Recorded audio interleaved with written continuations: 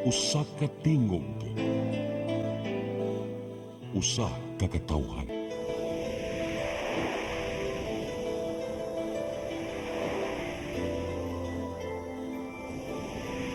Cebu Catholic Television Network.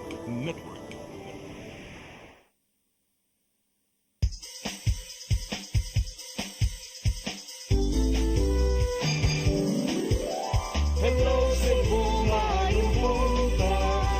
Kaksunta ang kahayag nga nagsulti sa matuod, kadagan sa panghitabo. Hello Cebu, maayong buntag Pinoy.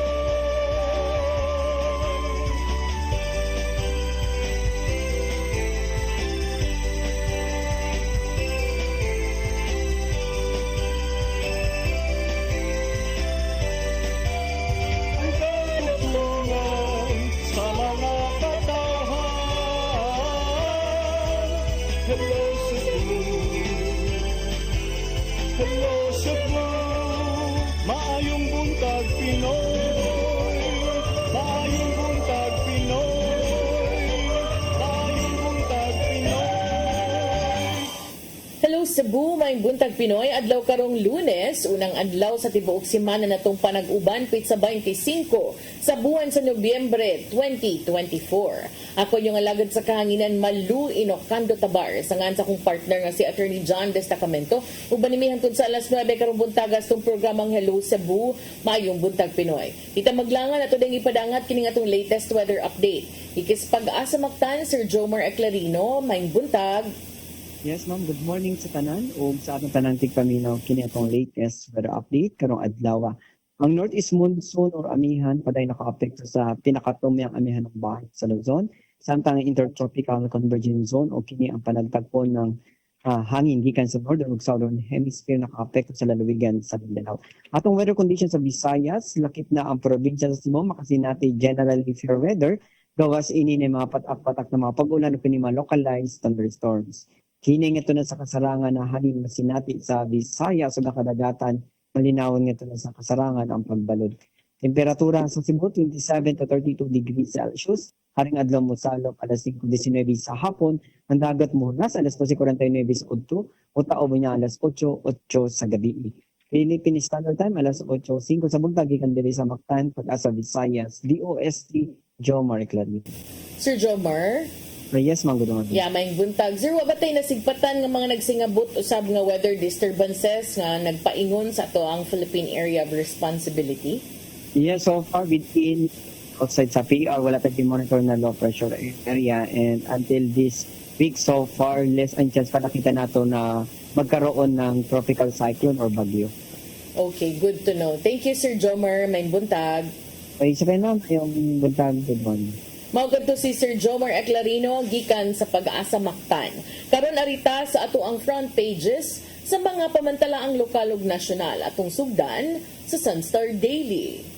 Sa Sunstar Daily, Council okays fee hike for public health services after 14 years. Sa Super Balita sa Sunstar, gitigba sa papapatay. Sa The Freeman, Local Schools Board defends overpriced scaffoldings. City Council unconvinced. Sa Banat News, sa The Freeman, retubadong anak gipatay sa papa napungot sa pagsigig tubag-tubag kaniya. Sa Philippine Daily Inquirer, Anyo says threat to Marcos a matter of national security. Sa Philippine Star, Sara's prosecution eyed over kill remark. DOJ starts probe of the Vice President. Sa Manila Bulletin, Vice President Sara's threat versus Marcos, a national security concern according to the NSC. Ug sa Tempo, Tondo Inferno, fire hits Isla Puting Bato, displaces 2,000 families. Mao gatong front pages sa mga pamantalaang lokal ug nasyonal sa mong pagbalik tungod kay Lunes man ron atong mga paghisgot-hisgot. Please stand by. Hello Cebu, maayong buntag Pinoy,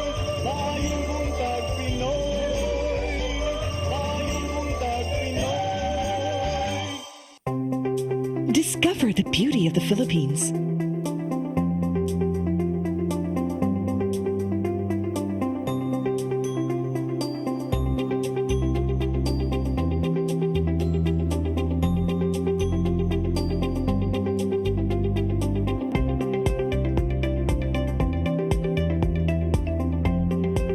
With Philippine Airlines, the country's flag carrier.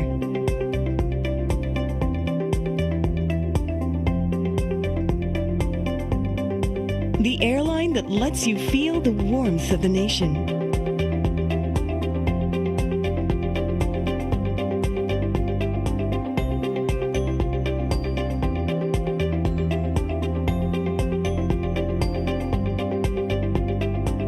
Mabuhay!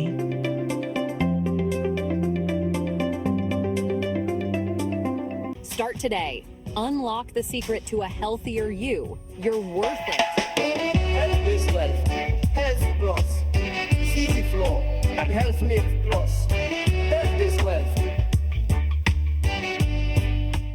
Your path to a new start. Nutrition, Exercise and elimination, water, sunlight, temperance, air, rest and recreation. and most of all, Trust in God. Learn from our doctors. Be blessed by the testimonies of our overcomer.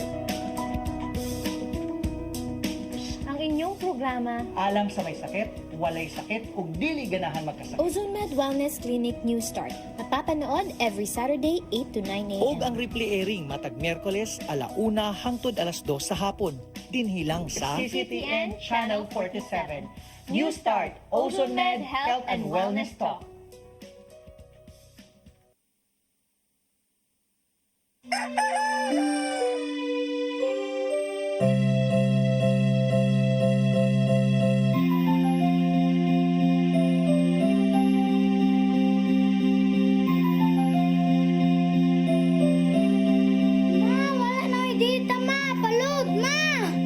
Sorry ma'am, na-late ko. Nangita pa mong para internet sa kong anak ma'am. Ay, wala na yung problema. Pag-sinisibo! Sinisibo, sinisibo, For your internet connection, and for the signal of your cable TV. so fast and straight that transmission to your home. Sinisibo!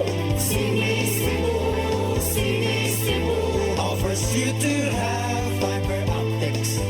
for your viewing experience, perfect and clear, so fast. So great and affordable for you to enjoy. Cine Cebu Television Network Incorporated offers fiber to the home broadband internet bundled with fiber to the home cable TV connection. Cine Cebu Television Network Incorporated with its operation in Metro Cebu and the whole province of Cebu soon. And affordable for you to enjoy. Sinisibo! Hello, Cebu. Hello, Cebu. Maayong buntag, Pinoy. Maayong buntag, Pinoy. Maayong buntag, Pinoy. Balik sa Hello Cebu, maing buntag Pinoy, ning tungura arita sa atong mga paghisgot-hisgot. Ato sang unahon kining medyo nakapaukay og maayo no sa atong weekend kining nahitabo nga mga pamahayag nga giluwatan ni Vice President Sara Duterte. Unya ato siguro ipakita dal katong video dal before nato ihisgutan sa unsa na yung mga updates kabahin niini. Doon na magud siya giluwatan nga mga pamahayag nga kanang napadayag sa siyang kasuko no. Human usab sa nahitabo sa iyang staff nga si Attorney Zulaika. So ato na sigurong ipakita del kung na-ready na din ha kay ni mugna na kini og kanang waves ba ni murag nakapatingkag na ni sa dunggan sa other countries no nagawas na ni internationally and murag lahi ra considering nga before usa sila unit team sila usa ilang pagpangampanya apan karon naabot na sa punto nga duna say nanawagan kani si Attorney Harry Roque nanawagan na paadto ng mga tao sa EDSA kay tapok didto, doon na yung mga ingon ana nga development. So atong ipakita karon ang ato ang video del bisag tipik lang siguro adtong pamahayag katong suko kaayo si Inday Sara niya ni na doon na siya gipang sulti. Okay, murag wa pa na andam del. Okay, murag ako mutong gipaandam ganina. Sige, so ito lang huwaton kung makadaba, makaya ba ni today ug mapakita ba ni nato today, no? Apan kining maong hitabua, doon na magud siya giluwatan nga statement nga para sa uban, others consider it a threat, no, to the safety and the security of the president and the first family.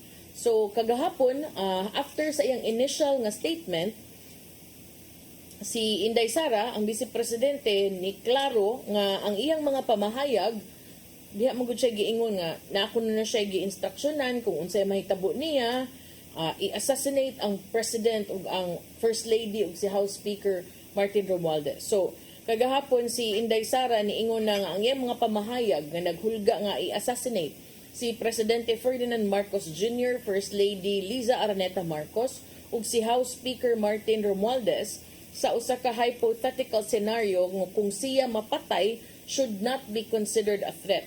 Kini may pamahayag ni Duterte ato sa press conference ni adtong Sabado, Nobyembre 23, nga nagtandi sa iyang quote-unquote assassination threat to a hypothetical pronouncement about exhuming the body of the late dictator Ferdinand Marcos Sr. unya ilabay kuno niya sa West Philippine Sea. Mao na yung pamahayag kaniadto. Niingon si Duterte sa iyang pamahayag, I don't think the volume was low during the Zoom press conference. I said, if I die. That means in the first place, there was a threat against me. But they simply do not care that I am also concerned about my security because I hear things, matud pa ni Duterte. Talking about doing it is not actionable. Kay numduman si Duterte may paggawas na iniyang assassination remark ato sa usa ka virtual press conference niadtong kadlawon sa Nobyembre 23, Sabado, no, mga Sabado sa kadlawon. Diin iyang gisaway ang House of Representatives sa ilahang desisyon nga ibalhin ang iyang Chief of Staff nga si Attorney Zulaika Lopez gikan sa House Detention Facility ngadto na sa Correctional Institute for Women dito sa Mandaluyong City. Agig tubag sa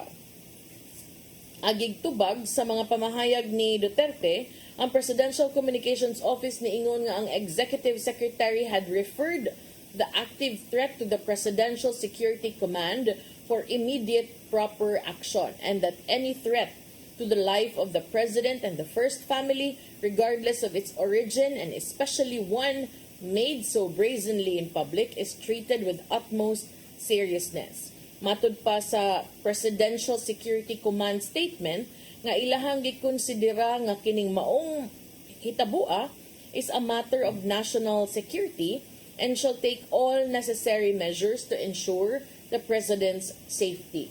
So unsa man, pwede na tani ipakita karon ang part lang sa iyang statement? Sana lang ba ganon? Sasabihin nyo, I violated security regulations. Ano yun? Wala naman akong dalawang baril. Nung sinabi sa akin na hindi ako pwede pumasok, nag-antay ako. Alam mo, binibigyan ko ka ng pasensya yan si Taas ba yan? Kanina eh. Ngayon hindi na. Nagsinungaling pa siya. Na I refused daw to leave last night when I did not even know na pinapaalis ako. Ang sinabi lang sa akin, papatayin ang kuryente. Which I said, okay lang. Kasi may flashlight naman ako. Hindi ko naman kailangan ng kuryente.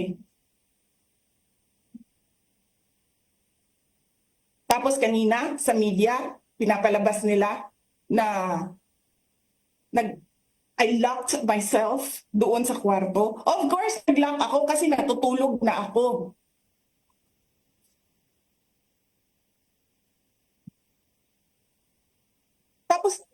what? Bawal ako magstay sa opisina ni Congressman Pulong Duterte. Bakit? Is not that government property? I was allowed by the lawful occupant and possessor of that office to stay there, to assist a detainee who is inconsolable right now, na hindi mo na alam kung yung sakit niya sa likod is a heart attack o ano, kasi hindi nila pinapapasok yung doktor. 'Di ba? So yes, hinahanap ko kanina, sabi ko, where is this permission from the speaker na meron kayong committee hearing kanina in the dead of the night to give an order na i-commit doon sa correctional facility. And where is the rule that says kapag may violation sa detention facility ay ililipat sa correctional facility? Ano yun? You make rules as you go along? Ano yun? Di ba dapat sa demokrasya, there's a rule of law? And then they make rules as they go along? Kung ano lang, whatever pleases the speaker, get her out of the House of Representatives kasi hindi siya dapat nandiyan. Bakit? Pag may-ari niyo ba itong compound na ito? And then sasabihin pa nila sa akin na there is a threat to my life inside the batasang pambansa? Why is there a threat to my life? This is the most secured facility because nandito lahat ng mga spoiled brat sa ating bansa. Tapos, sasabihin pa nila, well, pabigat ka sa amin kasi kailangan namin dagdagan ang security mo. Bakit? Trabaho ba nila magbantay sa akin? Eh di ba trabaho ng DPSPG yon? Na may I just say, binabawasan nila ng binabawasan araw-araw? Na as if this office is not the second highest office in this country, and only because umalis ako sa administration? Kailan ba nagsimula yung atake nila? Alalahanin nyo. Di ba? After ako nag-resign sa DepEd? Kailan ba nagsimula yung pambabastos nila? Last year. After that meeting with the Makabayan Bloc and Martin Romualdez. They started destroying my name, pummeling me in the media with a multi-million PR campaign. Pinastos pa nila ako ng mga pagsisinungaling nila na kesyo taksil, kesyo korap, abusado. Putang ina ninyo.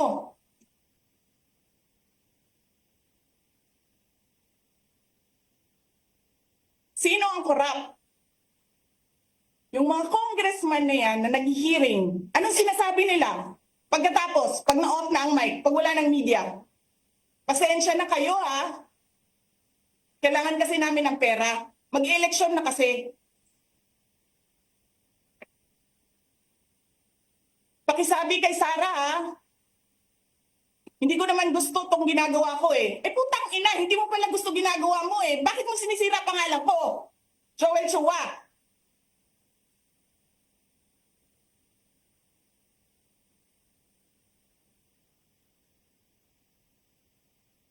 Ganyan. Ganyan ang bansa. This country.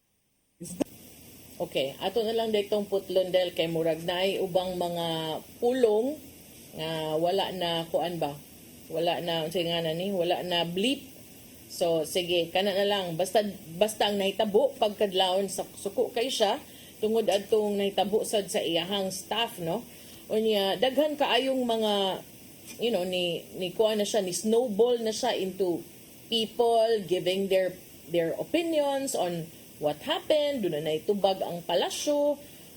Unyan, abot na sa laing nasud, gi-report na sad sa ubang mga international news organizations. So, ang sa pagkakaroon, daghan sad ang nahasol no pag weekend kay kanisad si Harry Roque nga padayon pang gipangita, usam sad noon nag-post man noon siya na nawagan man hinuon nga muadto kuno og EDSA ang mga tao. So doon na gyud mga supporters sa mga Duterte nga nag-vigil sa veterans unya si Roque ni apil matud pa sa online ni apil sa maong protesta pinaagi sa online no. So si kani presidential spokesperson Harry Roque ni apil siya sa mga supporters ni Vice Presidente Sara Duterte sa usa ka live stream ni atong Sabado sa gabi nila natig mga 4 ka oras. Samtang ang ubang mga supporters nagtapok sa gawas sa Veterans Memorial Medical Center sa Quezon City aron pagpadayag sa ilang protesta sa kamanduan sa House panel nga ibalhin ang Chief of Staff ni Vice President Duterte nga si Attorney Zulaika Lopez ngadto sa Women's Correctional Facility sa Mandaluyong City. Si Attorney Lopez nga mo'y Chief of Staff sa Vice Presidente has been cited for contempt o gimanduan nga i-detain sa House Committee on Good Government and Public Accountability. Later, gidesisyonan, katong gimension ni Vice President Inday Sara, gidesisyonan nila ni Manila Representative Joel Chua sa iyang pagbutyag nga nadesisyonan sa House Committee na ibalhin siya to a facility with better security. The attempt to transfer her, katong yung actual nga kanang pagsuweg balhin niya, may mugna kini og tensyon ug si Lopez kinahanglang dalon sa ospital human kini ni suka ug matud pa na kuyapan. Sa iyang mga pamahayag si Roque mibira sa administrasyon ni Marcos Jr. sa iyang gitawag nga unjust treatment ni Lopez ug sa uban pang matud pa ordinaryo nga mga trabahante sa gobyerno. Sa iyang pamahayag over the internet, si Attorney Roque niingon akala ng administrasyon tayo po ay natatakot kaya ang reaksyon ng tao kay Laika napakatindi dahil si Laika po ay hindi politiko. Si Roque may pasangil usab sa mga sakop sa Kongreso, sa House of Representatives, nga matud pa madinumtanon kaayo. He said they are fixating on political vendettas instead of seeking legislative solutions to citizens' problems. Matud ni Roque, duha na ka presidente ang ilang nakitaan nga gipalagpot sa iyahang pamahayag, quote unquote ni. 2 presidente po ang aming nakita na pinatalsik. Yung ating pagdalo ngayon, ito po ang ebidensya na ang Pilipino hindi napapayag sa kahit anong diktadura. Ito po ay ebidensya na hindi po katanggap-tanggap ang mapang-aping Kongreso. Si Roque has more than once called for people to gather on EDSA, may site of ouster protests in 1986 and 2001. Apan ang ihang calls have also gone largely unheeded. Huwag po tayong mawala ng pag-asa, magkakaroon po tayo ng bagong gobyerno.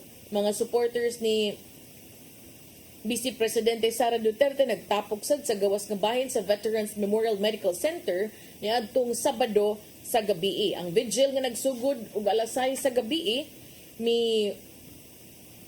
mi hakot sab kini or nakakita sab nga gitambungan sab kini sa pipila ka mga supporters sa mga Duterte gikan sa mga lagyong dapit sama sa Laguna ug Bulacan. Ang uban nga mga nanambong niingon nga gikan pa sila sa Mindanao. Daghan ang nagampo sa safety sa Vice Presidente. Sa ilahang mga panagtapok, sila Arnie Santos, usa ka overseas Filipino worker o vlogger nga ni-appeal sa gathering, niingon protektahan po natin si VP Sara kasi nanganganib po ang buhay niya.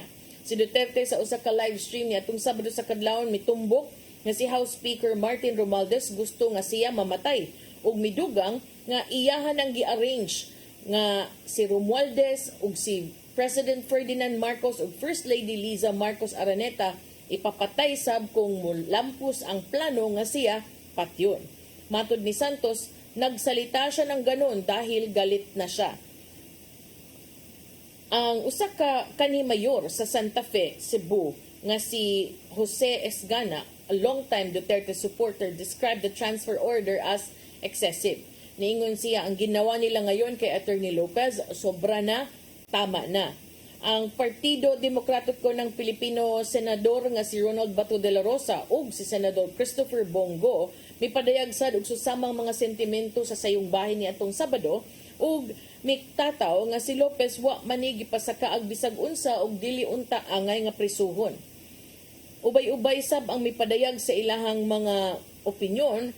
Apan si Representative Chua ni atong Sabado niingon nga ang house doctors are available to help and found Lopez's condition dili man daay kuno medically critical. Ang House Committee on Good Governance and Public Accountability niingon na ang transfer order magpabilin in effect once Lopez is discharged from the hospital. So daghan ang naitabo, no? Daghag mga managlahing mga opinyon. Pero daghan sad ang niingon nga ngiga ninyo, no, sa una lamay kayong kinabuhi, unity mo. Kamukha mo ra din hay nagpistas kalipay unya karong nagbuwag na mo mahasol ug maangin ang tibuok nasod Pilipinhon. So doon na sa nag-uban nga niingon nga tutukan pala na ninyong mahal kayong precious palalito ng mga biktima sa bagyo kaysa magsige mo din hagtigi anang politika. Pero nasa na sila mga reasons. Nya, piki man sa oras mo break sa ta. Sa atong pagbalik, duga mga paghiskot-hiskot, please stand by. Hello Cebu, maayong buntag Pinoy, maayong buntag Pinoy, maayong buntag Pinoy. Discover the beauty of the Philippines.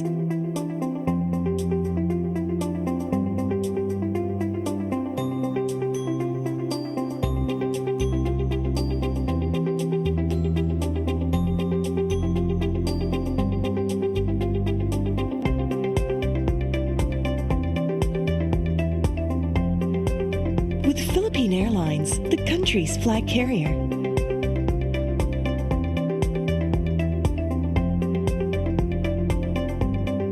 The airline that lets you feel the warmth of the nation.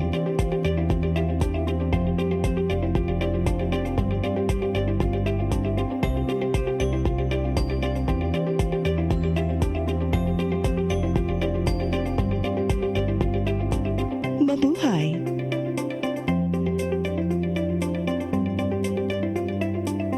Start today. Unlock the secret to a healthier you. You're worth it. Health is wealth. Health Plus. Easy Flow and Health Lift Plus. Health is wealth. Your path to a new start. Nutrition, Exercise and elimination, water, sunlight, temperance, air, rest and recreation. and most of all, Trust in God. Learn from our doctors. Be blessed by the testimonies of our overcomers. Ang inyong programa, Alam sa may sakit, walay sakit, ug dili ganahan magkasakit. Ozone Med Wellness Clinic New Start. Napapanood every Saturday 8 to 9 a.m. Og ang replay airing matag Miyerkules 1:00 hangtod 2:00 sa hapon. Dinhilang sa CCTN Channel 47. New Start, Ozone Med Health and Wellness Talk.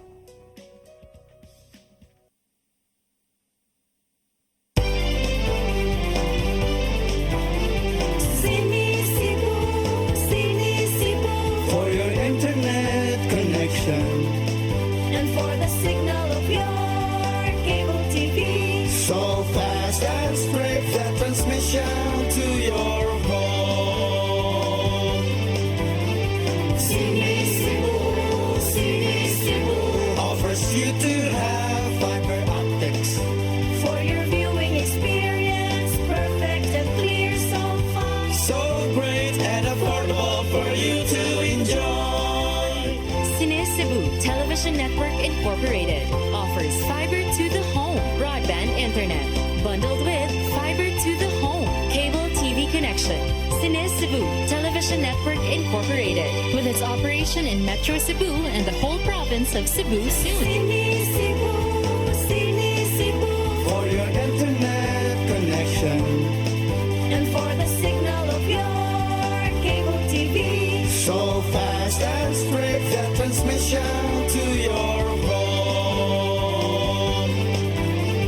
Cine Cebu offers you to have fiber optics. For your viewing experience, perfect and clear so far. So great and affordable for you to enjoy.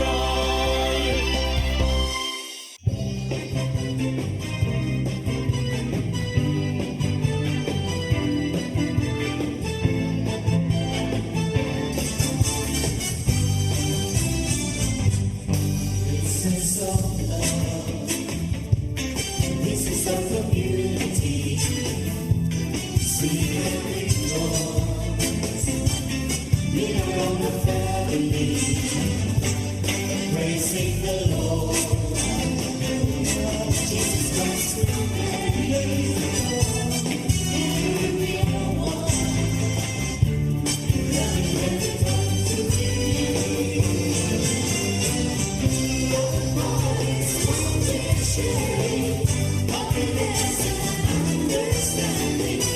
Unity and peace. The name of the Lord. Pray for you, all our brothers. Pray for you, all our sisters. We are all as one in the name of the Lord. Races of love. This is our community.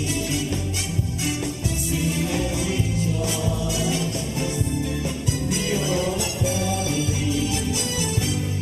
Praising the Lord. Hallelujah. Jesus Christ. Praise the Lord. And we are one. Having every time to be. Oh, God is wanting sharing. Happiness and understanding. Unity and peace. In the name of the Lord. Praise the Lord. Pray for you, all my brothers. Pray for you, all my sisters. We are all as one in the name of the Lord.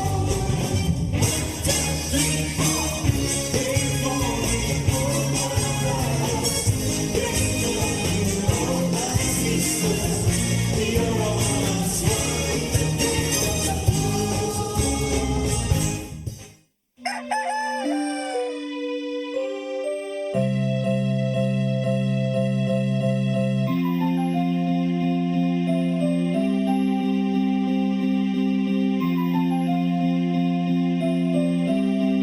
Wala na dita, ma. Palod, ma.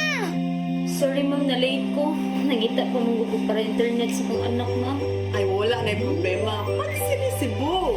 Cine Cebu, Cine Cebu. For your internet connection. And for the signal of your cable TV. So fast and straight that transmission to your home. Cine Cebu.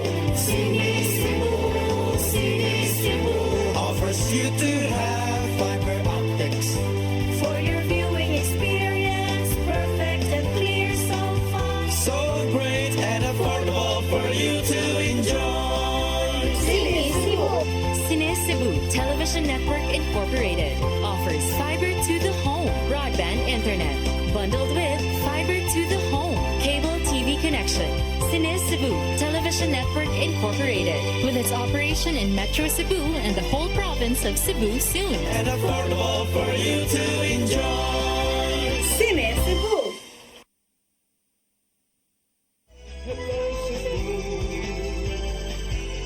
Hello Cebu, maayong buntag Pinoy. Maayong buntag Pinoy. Maayong buntag Pinoy. Balik sa Hello Cebu, may buntag Pinoy, ug karon atong padayunon tong paghisgot-hisgot. Kaganina nakadungog tag kabahin lang sa kasuko no ni Vice President Sara Duterte sa gibuhat usab usa nahitabo sa iyahang staff usab human kini gi contempt no sa House of Representatives. So human niadto nadungog sad nato ang mga reaksyon no sa Duterte supporters ug panawagan ni kanhi tigpamaba sa pamilyang Duterte nga si Harry Roque, pero wala siya nipakita dito. Ang uban gani ni Abiba na adto dito kay gipangita sa Drabaka. So karon duna na say lakang no, ni-issue naman tog statement ang Malacañang apan ang Philippine Security Council ningon usab nga ilahang i-verify ang gitumbok nga assassination threat by Vice President Sara Duterte against President Ferdinand Marcos Jr. Usa ka top official niingon kagahapon adlong Domingo ug may tumbok nga kini is a matter of national security. Kay numduman si Duterte sama sa tong gisgutan kaganina sa usa ka medyo suko no nga mga pamahayag nga giluwatan ni adtong kadlawon sa Sabado niingon nakiginabi siya og usa ka assassin ug gimanduan na niya kini og instruksyonan niya kini nga patyon si Marcos ang asawa ni Inig ang speaker sa Philippine House of Representatives kung siya mapatay. Si National Security Advisor Eduardo Año niingon nga ang gobyerno considers all threats to the president as serious, vowing to closely work with law enforcement and intelligence communities to investigate the threat and possible perpetrators. Matud ni Año sa usa ka pamahayag nga bisan unsa og tanan nga hulga batok sa kinabuhi sa presidente shall be validated and considered a matter of national security. The Presidential Communications Office, citing also the Justice Ministry, niingon usab nga ang mga hulga ni Duterte are now under investigation and may lead to charges. Pero ang akong point ini sa pamahayag ni Anyo before ko maabot adtong statement no sa PCO, katulang sa kumufocus sa pamahayag ni Anyo as the National Security Advisor. Nga naman sad ang imuhang tutukan is only the security threat to the President. Nga katong pamahayag sad ni Vice President Inday Sara, ningon man sad siya nga naasay threat sa iyang kinabuhi. So, aren't we supposed to investigate both? Considering you are the National Security Advisor, unya ang duha are also the top 2 highest ranking officials of the country. So, kining moingon ta nga any and all threats against the life of the President, yes, okay, I agree with that. Kay, syempre, Presidente sad na, no? Pero dili ba sad unta to nga dapat kuan pod, apilon pod ninyo ang hulga sa kinabuhi sa Vice Presidente as the second highest ranking official dinhi sa ato ang nasod. So kana lang medyo nagwonder lang ko ana gamay nganong tutok ra man ta sa presidente nga si Inday Sara elected man sad.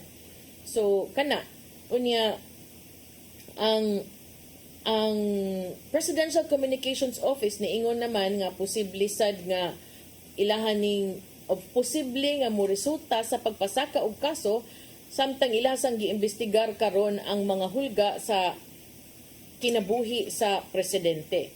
So si Marcos, buhatan ni Marcos sa usa ka pamahayag niingon nga if the evidence warrants, this could lead to eventual prosecution. Ang hulga ni Duterte mitumaw human usab sa kamanduan sa mga magbabalaod nga ibalhin ang iyang chief of staff ngadto sa usa ka bilangguan gyud kay matud pa nakababag ni sa ilahang investigasyon kabahin sa pagwari-wari sa pundo sa buhatan sa presidente. So in response to Duterte's threat, Marcos's Presidential Security Command niingon nga ilahan ang gihugtan ang ilang protocol sa pagbantay sa Philippine leader and the National Police Chief had ordered an investigation. Ay numduman, si Inday Sara Duterte, anak ni kanhi Presidente Rodrigo Duterte, ug si Marcos were once political partners nga nakadaog pinaagi sa matud pa makabungog nga mandato nga mangulo sa duha o sa top 2 nga buhatan sa nasod niadtong 2022 nya unsa naman tarong pitsa 2024 pa man 2 years lang na hulpa na bungkag kining maong alliance tungod rasad sa mga managlahing mga panglantaw mga pulisiya lakip na ang foreign policy ug ang deadly war on drugs sa kanhi presidente nga amahan ni Inday Sara. So, samtang naay mga investigasyon sa naitabo sa deadly war on drugs sa previous administration, duna say laing investigasyon sa giingong paggamit sa pundo ato sa iyang panahon isip Education Secretary si Inday Sara Ang duha pulos mihimakak. Apan si Inday Sara kay numduman, may luwat na o mibiya na sa iyang cabinet post ni adtong Hunyo. So, samtang nagpadayo ng mga ingon ana, daghang mga hitabo, tinubagay wag tuo, pamasangil wag tuo. Over the weekend, nagkatawa ko nga nagtanaw kay duna sa gyoy ni ingon nga nana ninyo ang kuan ubang mga problema sa nasod. Kay murabag kamong duha friends man kay mo before, kauban man mo, lamim kay mo mga pahiyom ng kampanya mo, kamuram say nalingaw adto ang inyong mga supporters, pero karong nag-away mo tanan na noon mahasol. Napay awhag-awhag si Rocky nga adto mo EDSA. Di ba inyong sa itong gisaway ang people power kani adto? Yung anong karon ng may naman kayo mo manawag ang people power? Libog na sa tagamay ninyo Pero ang kanhi presidente sa Integrated Bar of the Philippines, IBP, niawhag sa gobyerno kagahapon, tutuki ang nagkataas nga presyo sa palaliton ug tutuki ang mga biktima sa bagyo. Dili kuno kay magsige lang mog tinubagay din ha. Matud sa kanhi presidente sa IBP nga si Domingo Egon Cayosa, it is very disruptive kay daghan kuno kay problema ang nasod unya unta kuno katong mga gipili sa mga taas nga posisyon, katuuntang mga matataas nga opisyal, imbes kunong mag-away-away, magtinabangay unta para mahatagag solusyon ang padayong nagtaas o pagmahal sa mga presyo sa palaliton. Aron unta kuno magtinabangay unta kuno aron matabangan sa unta kini mga biktima sa mga kalamidad nga niigo sa atong nasod kay nagsagunson bay ato ni adtong Nobyembre, pero murag mas nabisi man hinuon mo tinubagay ninyo dinha kung kinsay sakto, kinsay ganahas gahom, kinsay mauni mauna.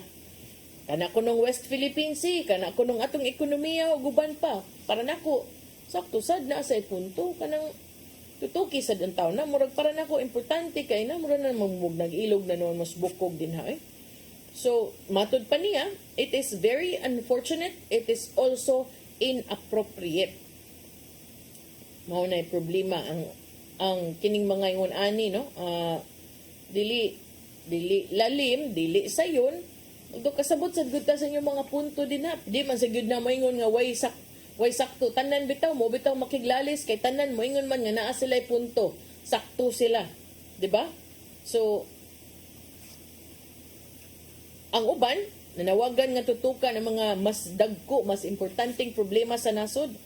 Si Senate President Francis Cheese Escudero ni antong Sabado sab niauhag sa tanang mga partido nga nalambigit ni ining mga panghitabo karon nga maningkamot aron mo kanabang mo de-escalate ang sitwasyon, mo minus ang tensyon.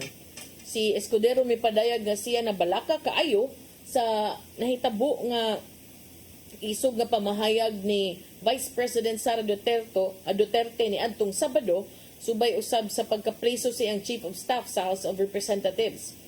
Matud ni Escudero nga ang isad untang timan-an ni Vice Presidente Sara Duterte nga isip usa ka public official duna siya'y responsibilidad or duty to set an example for the personnel in the office of the Vice President and our fellow Filipinos, especially our children. So, kay namduman, kaganina, itong atong gipakita, mo itong niingon kong Rodel nga iundang na lang kay duna sa mga nanggawas nga mga balikas. Medyo nasyaksad ko gamay that she would do that because she's in position.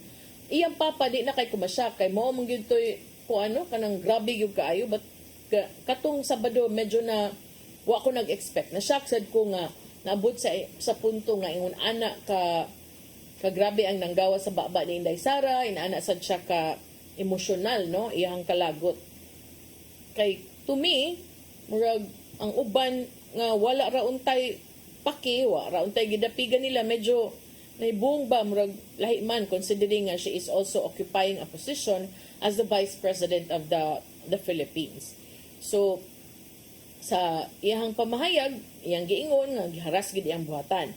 Matud ni Escudero nga ang Vice Presidente ug ang iyang mga kaalyado angay sa unta nga i-consider kung unsay matampo o unsay ikatampo sa iyang aksyon sa padayong nagkasaka nga mga tensyon. Ingon siya nga importante unta nga tutukan di lang sa Vice Presidente kundi katong mga suod niya those who truly care about her as a person and a leader, nga tambagan siya from making these indecorous and possibly criminal statements in public. These do not benefit the Vice President, her office, or our country, matud ni Escudero. Midugang si Escudero nga ang gobyerno has urgent and pressing concerns and that it must address matters that directly affect the lives and livelihoods of the Filipino people. It is imperative that we as public officials focus our energy and attention on resolving these issues.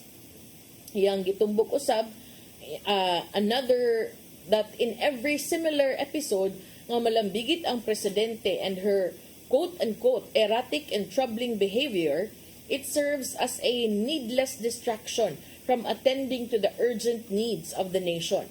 Matud ni Escudero, if she is struggling, I sincerely hope she seeks and is provided with the help that she may need so she can regain calm and composure and properly discharge her duties as Vice President. Ang senador ni pahinumdom sa tanang mga opisyal sa gobyerno nga timan-an kanunay nga sila mga public servants. Ug matud pa ang bisan unsa nga lakang angay gyud untang giyahan sa usa ka pangutana. Ang ako bang mga gihimo makaserbisyo ba sa atong mga tao ug makabenepisyo ba ang nasod nga atong gihigugma? So ang iyang quote mao ni Senate President Cheese Escudero.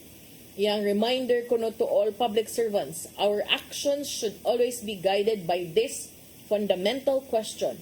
Do my actions serve our people and benefit the country that we all love? Mo to ako lang gi-translate para kuan sad mabinisaya nato. Ningon sad si Senator Escudero, I implore the Vice President to review and assess her recent actions and words spoken and determine if her statements meet this standard. Bao na, bugat-bugat sa ito nga point. Kana nga pangutana, ang ako bang mga lakang nakaserbisyo ba sa atong mga tao ug nakabenepisyo ba ang nasod nga ato tanan nga gihigugma? I wonder unsa say isulti sad sa uban ani. As I keep saying, karong mga panghitabua magdepende manggod nga magdepende kana kung kinsa ang imong gidapigan, kung kinsa ang imong gipaboran, kung kinsa ang imuhang kanabang asa mas bugat ang pitik sa imuhang pagdapig sa imong dughan ba. Naman ay mga ingon ana, di man gyud na malikayan. So, ang imuhang panglantaw sa usya bisag kinsa nilang namahayag. Depende gyud kung asa ka nang nakauyon. Kay kung nakauyon ka sa mga Duterte, believe ka sa mga Duterte, muabiba sa gyud kas pamahayag ni Harry Roque. Pero kung nakauyon ka sa mga Marcos, posible sad nga mo ingon sad ka nga di sad tumao. Pero how about adtong mga way na uyunan ninyong duha? Wa nakauyon sa mga Duterte, wa nakauyon sa mga Marcos. I wonder unsa sad ang ilahang mga pamahayag, no? And ang uban nagtuo nga kung dili ka nakauyon or kung wa ka nakauyon ni Duterte, automatic ra ba dayon mo conclude ang mga tao nga Leni Robredo imong gidapigan, which is not the case. Kay daghan ba yatong nang lansar pag presidente, di ba? Katong pag presidential elections, ang mga kandidato na abito Isko, na pay Leni Robredo, na apay Bongbong Marcos, ubay-ubay man to, pero kana sila tulo mimurag sibaw kaayo kanang medyo kanang mas sikat-sikat ba paminawon. So kana ang ako ra yung awhag sa atong kaigsuunan, atong iampo atong nasod. And ato sang iampo ang mga tao nga atong gisaligan ug atong gipiyalan sa pag-alagad unta sa atong nasod. Pagbutar ninyo ana, pagbutar ninyo inig eleksyon, wa biya ta ni butar kay ganahan tani para mag-away ni sila, magubot ta. I don't think na naay mo butar para ganahan gubot. Kasagaran or most of the time mo butar ta kay nagtuo ta nga kining tawhana mao ni makahatag og mga solusyon sa atong mga giatubang nga problema as a country.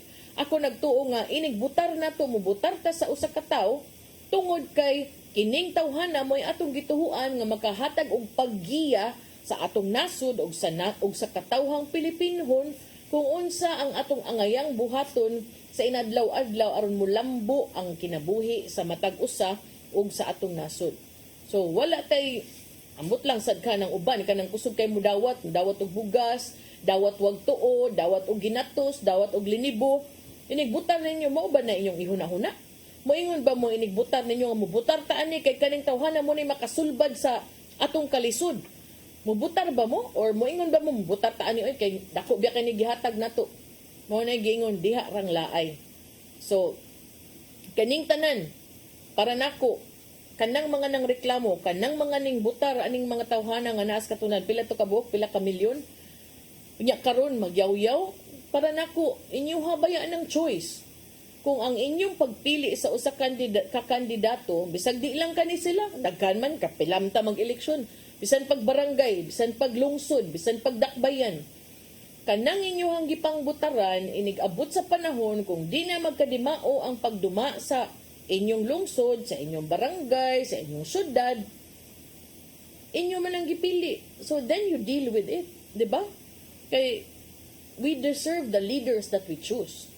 So kana, mao man na ron, mao may direksyon sa ilang mga kinabuhi ato ng atangan, pero I hope that this will also serve as a lesson nga inig-abot sa piniliay mo, bitong gitawag og piniliay kay kita mo pili. Ang barometro sa imong pagpili ibutang sa lugar, ibutang sa kasing-kasing kay kung ang atong barometro sa atong pagpili kwarta, unsa pa may atong paabuton nga gibayran man ta. 'Di ba? Pero kung ang atong barometro sa pagpili atong itaas atong standards aritas mga tawo nga kanang klaro ug tataw nga mo serbisyo, di lang ta mayong perpekto kay wa may perpekto. Kana lang tarong ug tataw nga mo serbisyo gyud sa mga tawo. Kana para nako worth it kay na, pero kanang mga uban nga butar lang ganahan ta kunikuan pero may gitunol na makaingon niyo ko merese gyud ninyo nya ang ending ra ba kamoy nagpailad kitang tanan mahasol.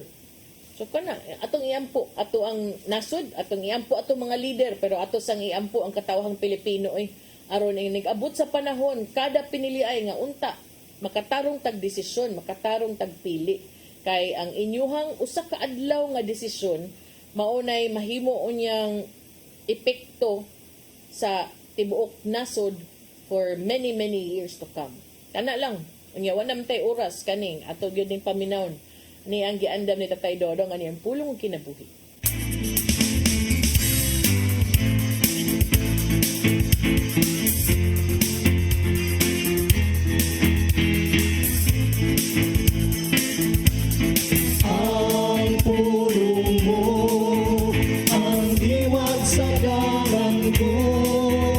Ngayon, ang atong pagpili og leader sa atong katilingban, dili pinagi sa pagdawat og kwarta, kundi sa pagampo. Dili kita magpadala sa salapi kay sa 1 Timoteo 6:10 nagingon, kay ang pagkamahigugmaon sa salapi mo'y tinubdan sa tanang pagkadatan.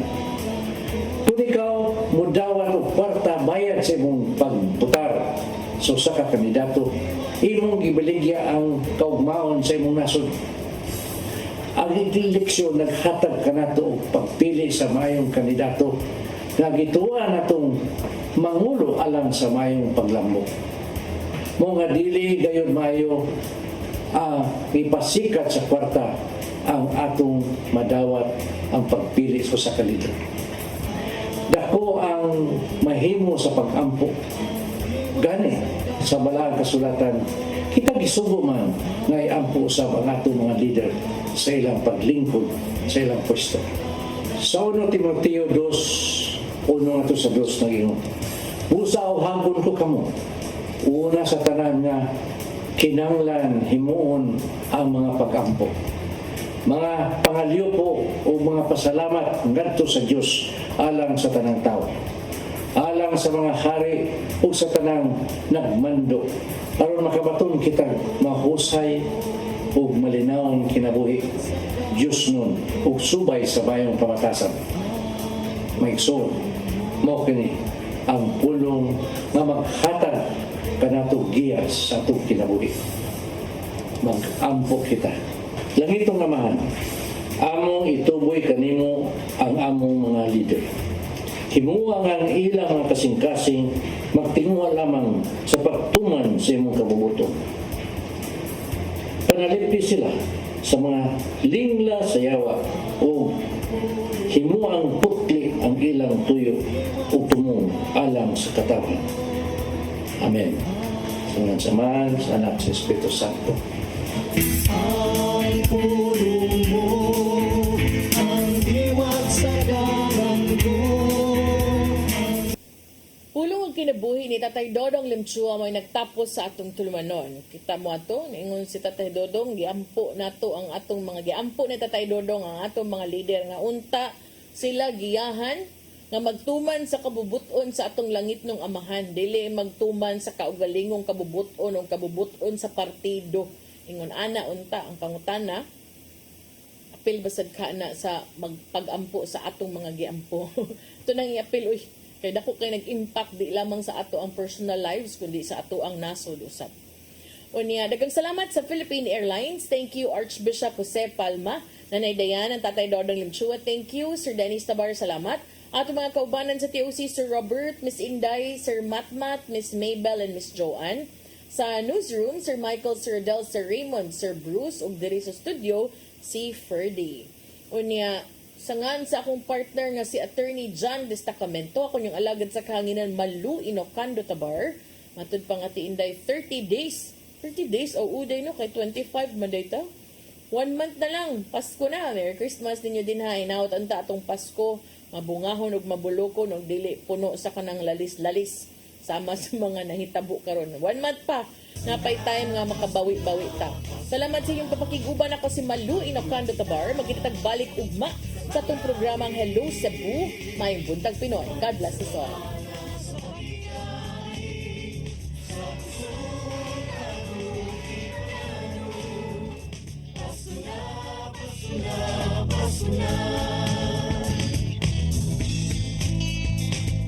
Gugma ang angay na kong kaambi sa iksultang kubo, gutom sa pagmahal.